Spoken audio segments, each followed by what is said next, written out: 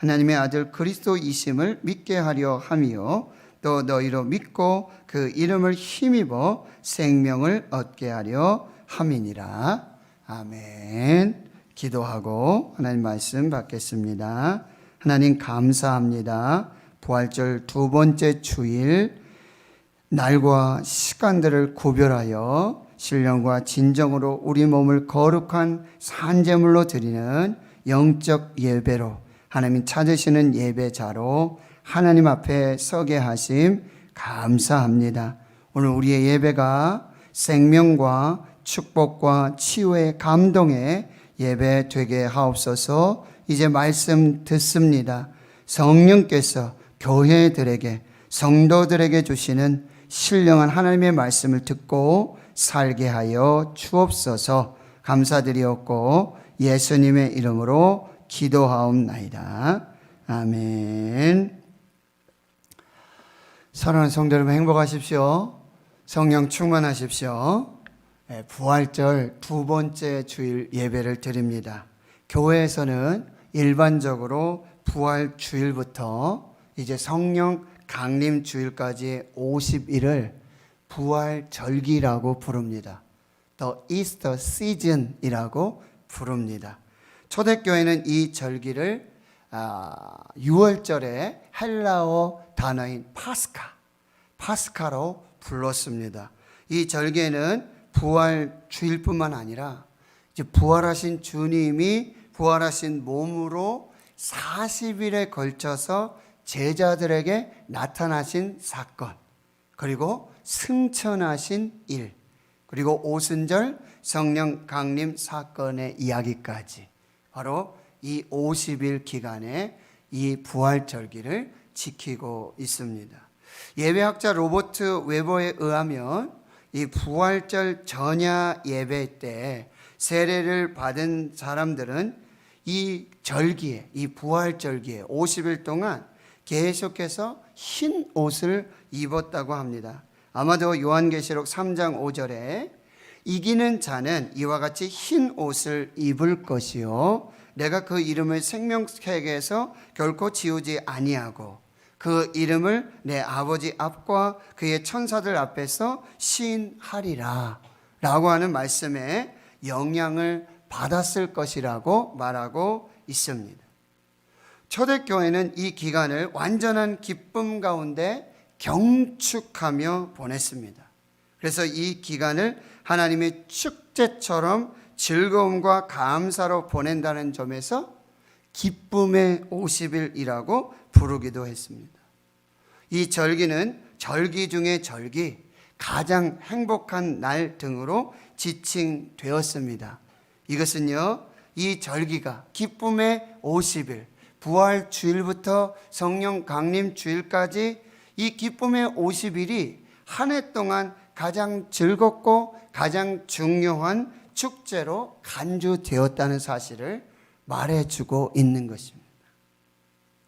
이제 오늘 본문은 십자가에 못 박혀 죽으시고 이 무덤에 장사된 예수님께서 죄와 사망의 권세를 이기시고 부활하신 후 두 번째 주일에 자기 몸에 이제 못자국, 손과 발의 못자국, 그리고 옆구리에 창자국, 이 십자가의 죽으심의 흔적을 지닌 채로 예수 그리스도의 육체 부활을 믿지 못하는 도마에게 제자들에게 나타나셔서 샬롬, 평안을 전하시고 자신의 손과 발, 옆구리를 보여주시면서 도마의 믿음의 회복을 도우신 그 장면의 이야기가 되고 있습니다.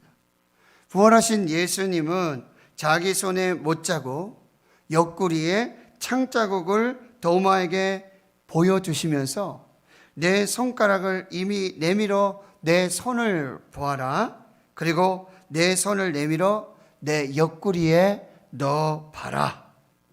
그래야 믿음 없는 자가 되지 말고 믿는 자가 되라 라고 말씀하세요. 도마가 나의 주님이시요 나의 하나님이시니이다. 놀라운 신앙의 고백을 하게 되어지는 거죠. 그때 예수님이 한 말씀을 더 하십니다. 너는 나를 본고로 믿느냐? 보지 못하고 믿는 자들은 복되도다. 증거를 보고 믿는 믿음과 보지 않고 믿는 믿음, 이 두 가지 믿음을 말씀해 주고 있습니다. 그리고 이어서 이 요한이 요한복음, 이 복음서를 기록한 단 한 가지 목적을 말씀하시는데요. 예수 그리스도가 하나님의 아들이심을 믿게 하려 함이고, 또 믿고 그 이름을 힘입어 생명, 영생을 얻게 하려고 이 요한복음을 기록했다라고 말씀하십니다. 요한복음 11장에 예수님은 이 나사로의 무덤 앞에서, 나사로의 죽음 앞에서 나는 부활이요 생명이다. 지금 오늘 여기서 나를 믿는 자는 죽어도 살겠고, 무릇 살아서 나를 믿는 자는 영원히 죽지 아니하리라. 이것을 내가 믿으라 라고 말씀하시죠. 부활은 죽음 다음에 있어지는 일이 아니라 오늘 지금 여기서 부활이요 생명 되신 예수를 믿는 순간부터 이미 부활이, 영생이 시작되고 있음을 말씀해 주고 계시는 것이죠. 예수 그리스도가 하나님의 아들이심을 믿고 부활, 생명을 누리게 하려고 요한이 이 복음서를 기록했다라고 말씀해 주고 있는 것입니다. 오늘 본문의 주인공인 이 도마의 이야기는 너무나 유명합니다. 그래서 카라바조 또 렘브란트의 작품에도 이 그림이 등장합니다. 우리도 도마같이 의심과 회의로 믿음의 위기, 또 하나님의 부재의 경험, 영혼의 어두운 밤을 경험하게 되어집니다. 그래서 도마처럼 이렇게 질문하는 거예요. 하나님은 정말 살아 계실까? 예수님은 정말 하나님의 아들이시요 그리스도이신가? 예수님의 부활은 정말 역사적 사실일까? 성경 말씀은 정말 진리일까? 하나님이 정말 나를 사랑하시는가? 하나님은 정말 내 기도를 들으시는가? 라고 의심하고 회의를 갖게 된다라고 하는 거예요. 오늘 본문에서 디두모라고도 불리는 이 도마, 디두모, 쌍둥이라는 뜻입니다. 그는 의심과 회의로 제자들의 공동체를 떠나게 됩니다. 그런데 그 손과 발에 못자국, 옆구리에 창자국, 십자가의 죽으심의 흔적을 그대로 가지고 계시는 부활하신 예수님을 만나고 이제 믿음의 확신의 신앙의 고백자로, 그리고 예배자로 변화되는 모습. 그리고 고대 문헌에 보면요, 이 도마는 인도까지 선교하고 복음을 전하며 순교했다라고 기록하고 있는 것입니다. 오늘 본문을 통해 우리에게 주시는 하나님의 메시지를 받도록 하겠습니다. 첫 번째, 우리는 이 성경에서 의심 혹은 회의를 나타내는 헬라어 단어의 의미를 한번 살펴보기를 원해요. 그러면 의심하고 회의했던 도마의 영적 상태를 우리가 알 수 있게 되는 것이죠. 첫 번째로 의심과 회의를 나타내는 헬라어 단어는 딥시코스라고 합니다. 이 말은요, 마음이 둘로 나뉘어진 상태, 혹은 그 사람, 또 물결이 칠 때 배가 흔들리는 것처럼 마음이 두 개가 돼서요, 이리로 저리로 움직이는 그런 상태 혹은 그 사람을 말하고 있고요, 변덕이 죽을 듯 하고 있는 그런 상태, 그 사람을 말씀해 주고 있어요. 두 번째는 메테오리조라고 말하는데요, 이게 들어 올리다, 매달다라는 의미가 있는데, 이건 자기 스스로 자신을 높이 들려 올리는 사람, 즉 교만한 사람, 교만한 상태를 말하고 있는 거야. 도마가 이렇게 말하잖아요. 우리가 예수님 봤다, 주를 만났다, 주를 보았다. 무슨 소리냐?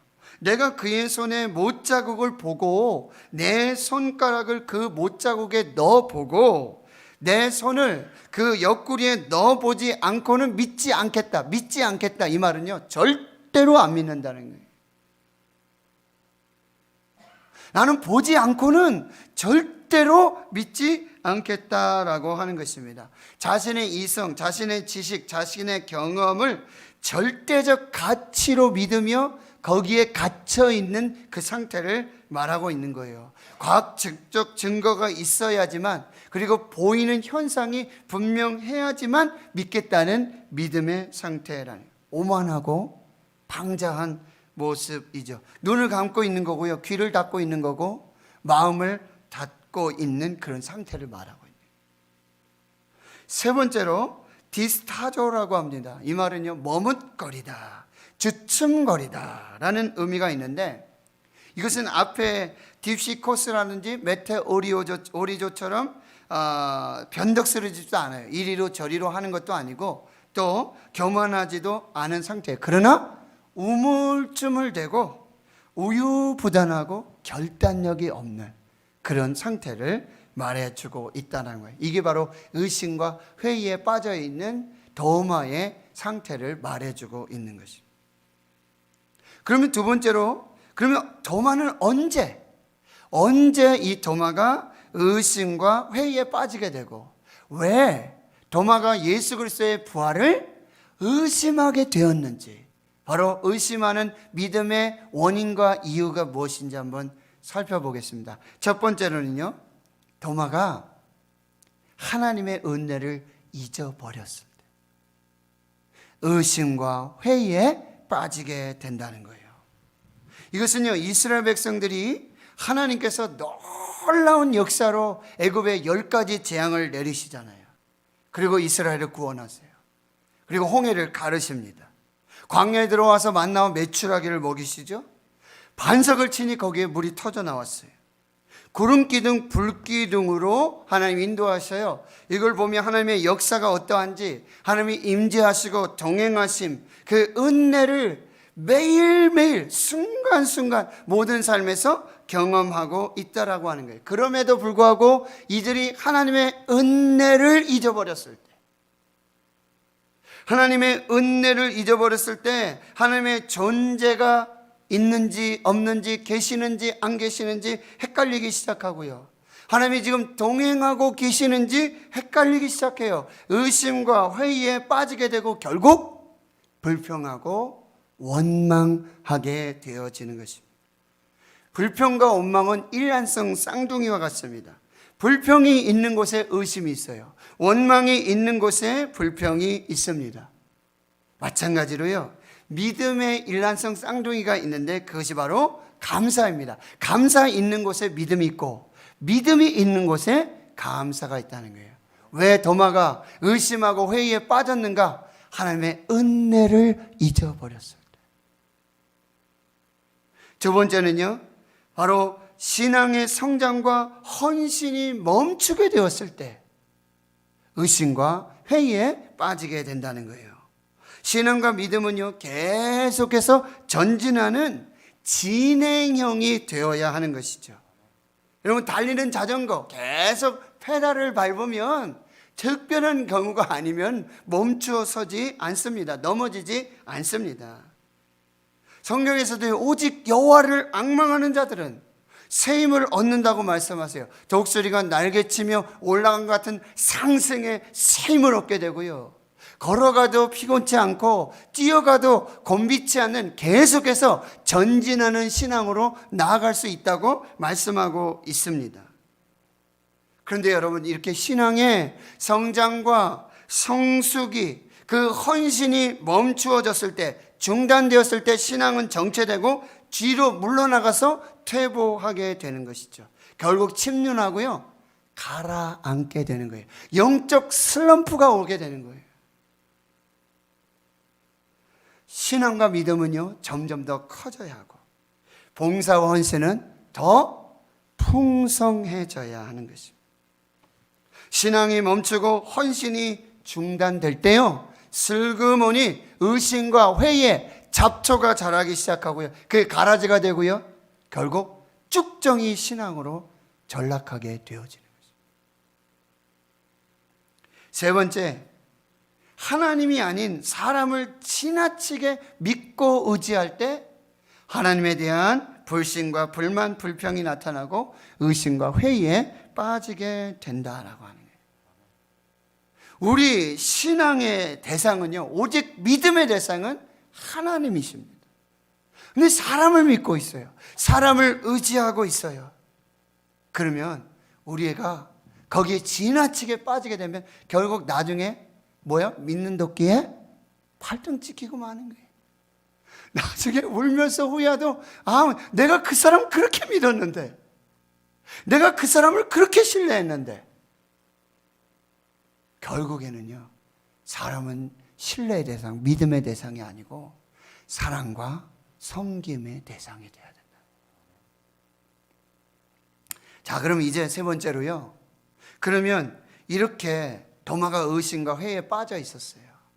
은혜를 잊어버렸을 때, 신앙의 성장과 헌신이 멈추고, 그리고 지나치게 사람을 의지했을 때 그는 의심하고 회의에 빠지게 되는데, 그럼 어떻게 다시 도마가 이 부활하신 예수 그리스도를 믿고 나의 주, 나의 하나님으로 신앙 고백하게 되었는가? 어떻게 인도까지 가서 순교하고 그렇게 제자의 삶을 살았는가?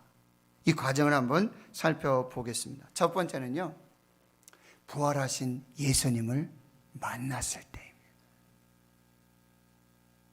부활하신 예수님을 만났을 때, 인격적으로 만났을 때, 부활하신 예수님의 그 손에 못자국, 옆구리에 창자국을 보았을 때, 부활하신 예수님이 여드레 만에요, 또 일주일이 지나서 부활하신 그날에 다시 제자들을 찾아오시잖아요. 도마 한 사람을 위해서 찾아오신 것입니다.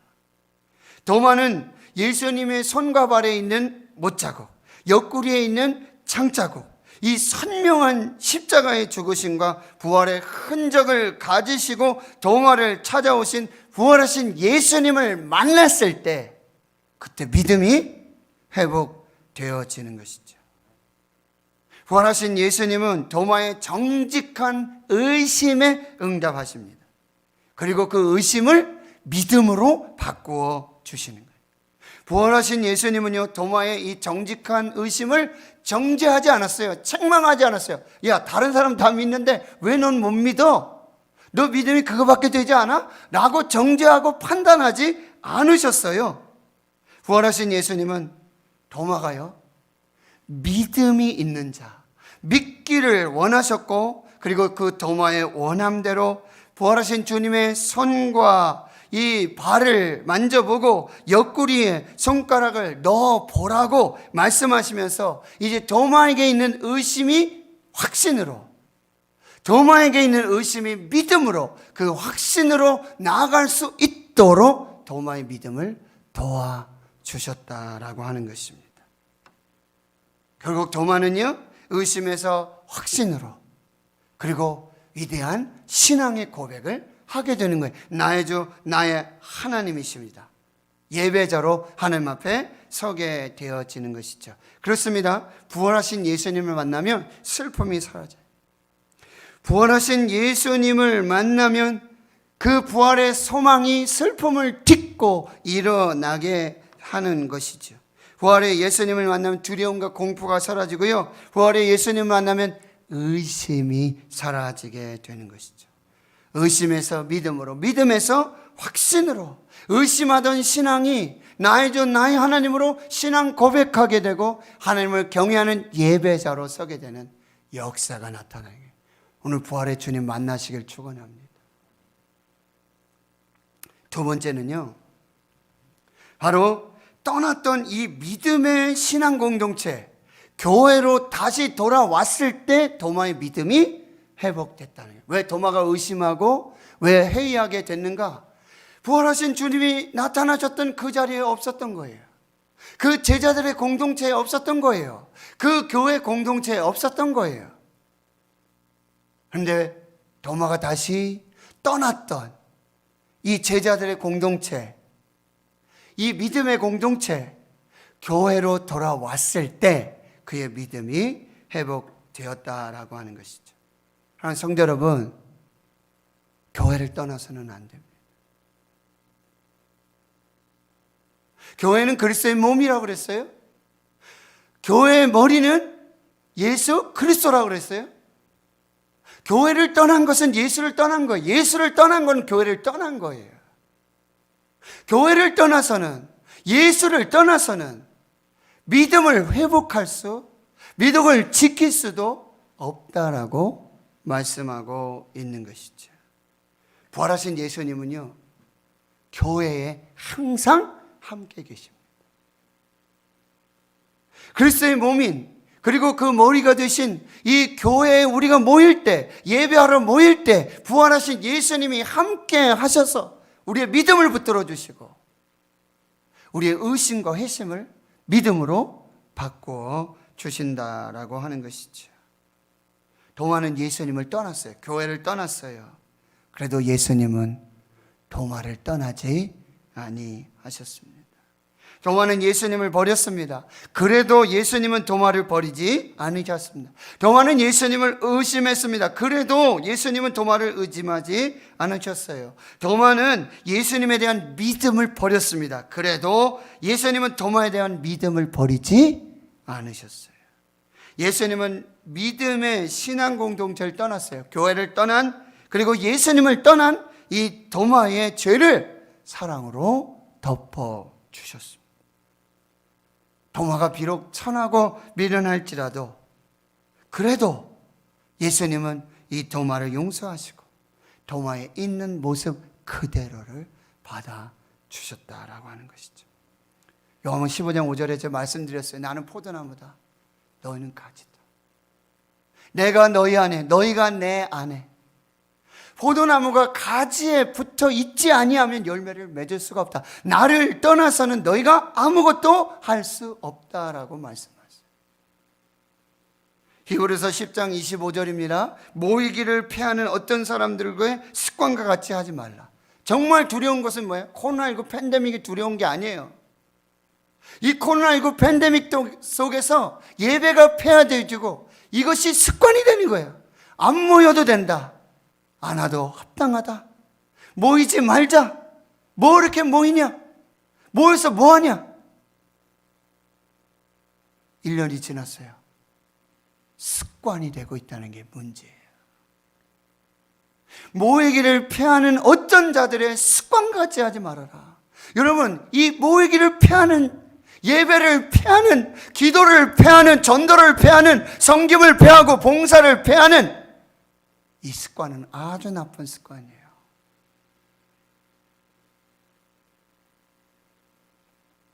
오직 권하여 그날이 가까움을 볼수록 더욱 그리하자. 뭐예요? 더욱 모이자.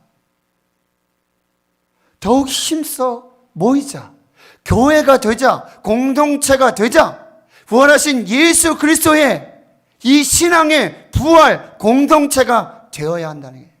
여기서 부활하신 예수님을 만나고 부활하신 예수님을 예배하고 부활하신 예수님의 그 부활 소망, 그 은혜와 능력을 힘입고 세상 속에서 부활이 없는 곳에 부활을 부정하고 부활을 무너뜨리는 그 현장 속에서 부활의 증인으로 살라고 말씀하셔요. 과거 청교도인들의 그 신앙을 우리가 참 알 수 있죠. 그런데 그들에겐 두 가지 신앙의 원칙이 있었다고 합니다. 첫째는요, 반드시 주일을 성수한다. 주일 예배 지킨다. 둘째, 그리고 가능한 한 주간에 있는 성도의 교제 모임도 소홀히 하지 않는다. 지금 말하는 셀 모임, 소그룹, 구역회, 전도회, 이런 모임도 가능한 한 소홀히 하지 말자. 청교도인들이 이렇게 한 이유가 성경적인 명령이죠. 안식일을 기억하여 거룩하게 지키라. 모이기를 피하지 하지 말아라. 이 명령을 따른 이유도 있겠지만 거기에 나름의 아주 실용적인 이유가 있었다고 합니다. 그들은 서로 이런 말들을 하면서 이런 말로 격려하면서 모이기를 힘썼다고 말해주고 있어요. 이렇게 말하고 있어요. 당신이 빠진 그날 예배, 당신이 빠진 그날 모임에 부활하신 주님이 특별하게 자신을 나타내서 부흥이 일어나게 하신다면 형제 자매여, 당신의 영적 손해를 생각해 보시오. 당신이 예배로 모이지 않은 그때에, 당신이 예수 이름으로 그 소그룹 모임들을 소홀히 하는 그때에 부활하신 주님이 오셔서 영적인 부흥과 생명의 역사를 시작하는 그때가 바로 그때라면, 내가 빠진 예배, 내가 함께하지 못했던 그 모임, 예수 이름으로, 부활하신 예수 이름으로 모이는 그 예배와 모임에 빠졌을 그때에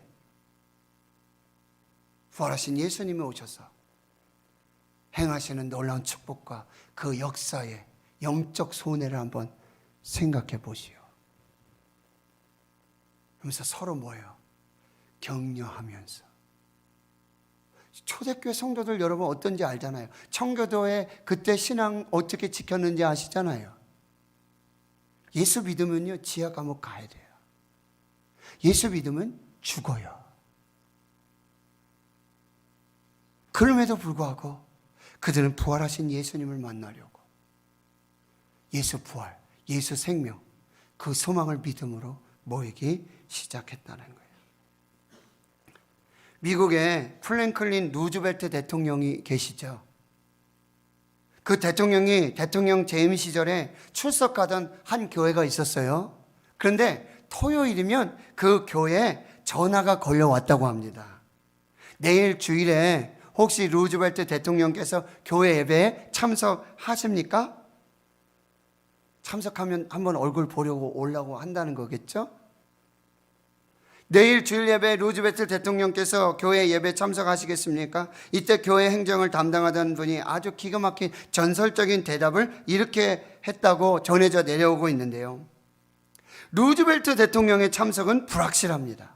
그러나 확실한 것은 우리 주님 예수 그리스도와 하나님은 반드시 예배에 참석하실 것입니다. 루즈벨트 대통령을 만나러 오시지 말고 예수 그리스도와 하나님을 만나러 내일 예배하러 오십시오.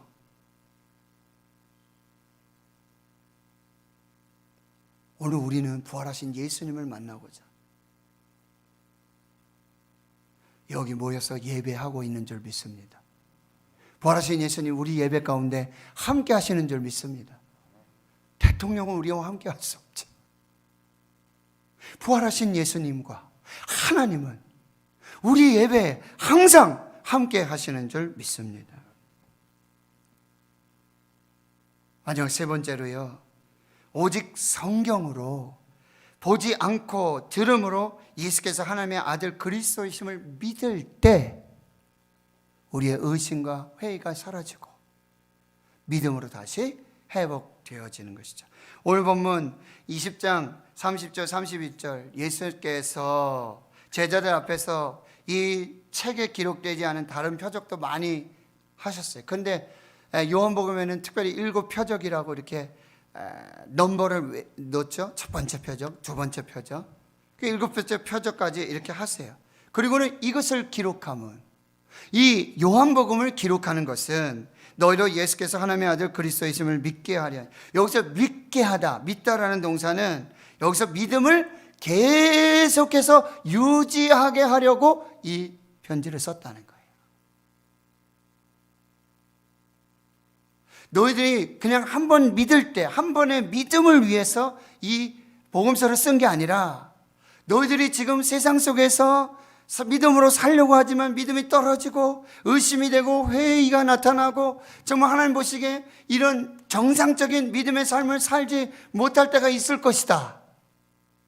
그런데 내가 이것을 기록하는 것은 예수께서 하나님의 아들이심을 믿게 하려고 이 믿음을 계속해서 유지하고 이 믿음이 중단되지 않고 이 믿음이 떨어지지 않고 이 믿음이 의심되고 회의가 났을 때에도 예수께서 하나님의 아들 그리스도이심을 믿는 그 믿음으로 계속해서 끝까지 중단하지 말고 예수를 믿게 하려고, 그리고 믿고 그 이름을 힘입어서 생명을 얻게 하려고, 영생을 얻게 하려고 내가 이 복음서를 기록했다라고 말합니다.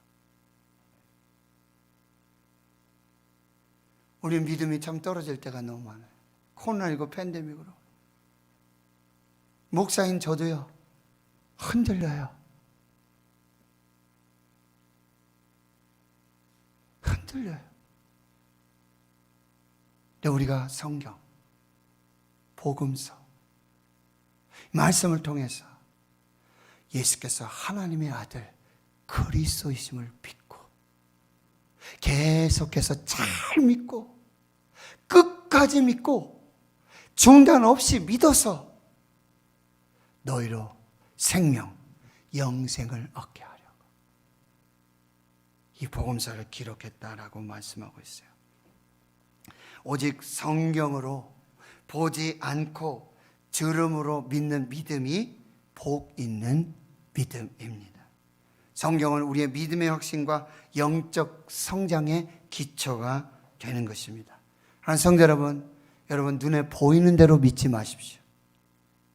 그냥 느끼는 대로 믿지 마시고 믿고 싶은 대로만 믿지 마십시오. 보지 않고 믿는 이 복된 믿음은 뭐예요? 들음으로 믿는 믿음이에요. 로마서 10장 17절. 믿음은 들음에서 나고 들음은 그리스도의 말씀으로 말미암았느니라. 예수님 말씀하세요. 귀 있는 자는 들으라. 귀 있는 자는 들으라. 계시록에 7교회에 주시는 편지, 귀 있는 자들은 성령이 교회들에게 하시는 말씀을 들을지어다. 듣는 자는 살아나리라 말씀해 주고 있어요. 한 목사님의 간증을 소개하면서 설교를 마무리하도록 하겠습니다. 교회에 한 권사님이 계셨는데요, 권사님으로부터 급한 연락이 왔어요. 남편이 암 진단을 받았다는 거예요. 당장 수술하지 않으면 죽을 수도 있다라는 통보를 받았다라고 하는 것이죠. 그런데 이 남편은요, 사실 20여 년간 이 부인 권사님을 교회에 계속해서 데려다 주셨던 분이에요. 근데 예배 들어오는 것은 한 번도 없었다는 얘기예요. 예배 한 번도 참석 안 해요. 그래서 권사님이 자기 남편을 전도하려고, 여보, 오늘은 교회 들어가서 목사님도 뵙고 같이 예배 드립시다, 이렇게 좀 조심스럽게 얘기하면 남편 뭐라 그래요? 어허, 나 그럼 다음부터 당신 안 데려다 줘? 여기도 안 와? 라고 화를 내고 딱 이런 지하에 거절하게 되는 것이죠. 근데 그 남편이 암에 걸려서 이제 수술해야 된다라고 하는 거예요.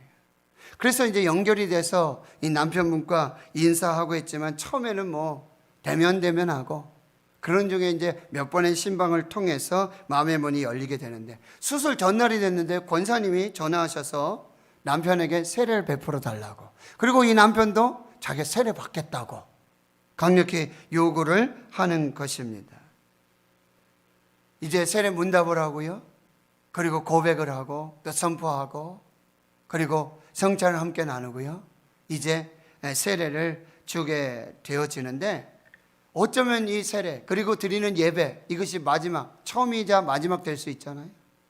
그런 상황 속에서 이 부인 권사님과 남편도 눈물을 흘리며 세례를 받게 되었습니다. 그리고 수술 날짜가 돼서 수술하러 들어간 거예요. 수술 이제 끝나고 오후쯤 됐는데 권사님으로부터 전화가 왔습니다. 목사님, 놀라운 일이 일어났습니다. 남편의 배를 열었는데 암이 아니라고 합니다. 의사들도 당황하는 일들이 벌어지게 돼요. 남자분은 이제 암이 아니요, 다행이죠. 그리고 잘 치료를 받고 퇴원해서 이제는 주일마다 교회 와서 예배 드리면서 하나님 찬양하고 하나님께 영광을 돌리고 있다라고 하는 것입니다. 우리는 도마처럼 이렇게 말할 수 있어요. 하나님 보여주지 아니하시면 나 믿지 않겠다고. 절대로 안 믿는다고. 부활하신 예수님 그 손가락 그리고 옆구리에 내 손 넣어보고 그거 확인해 보지 않으면 나 절대로 예수 안 믿겠다고. 여러분, 예수 믿는 것, 교회 나가는 걸 미루고 있는 분들이 있을지 모르겠습니다. 여러분, 그것만큼 허송세월이 어디 있겠습니까? 오늘 지금 여기서 부활이요 생명 되신 하나님의 아들 그리스도이신 예수를 믿으시길 축원합니다. 바로 생명과 구원의 역사가 시작되는 줄을 믿습니다. 믿음 없는 자가 되지 말고 믿는 자가 되라. 너는 나를 본고로 믿느냐? 보지 않고 믿는 자들은 복되도다. 이 믿음으로 구원과 영생, 생명을 사시는 여러분들 되시기를 주의 이름으로 축원합니다. 하나님 감사합니다. 오늘 부활하신 예수님을 만나고 예배할 수 있는 이 은혜와 복을 주시니 감사합니다. 오늘 지금 여기서 하나님의 아들 그리스도, 부활이요 생명 되신 예수 그리스도를 믿음으로 시작되는 이 영생과 구원의 삶이 우리 앞에 영광이 되게 해 주옵소서. 감사드리옵고 예수님의 이름으로 기도하옵나이다. 아멘.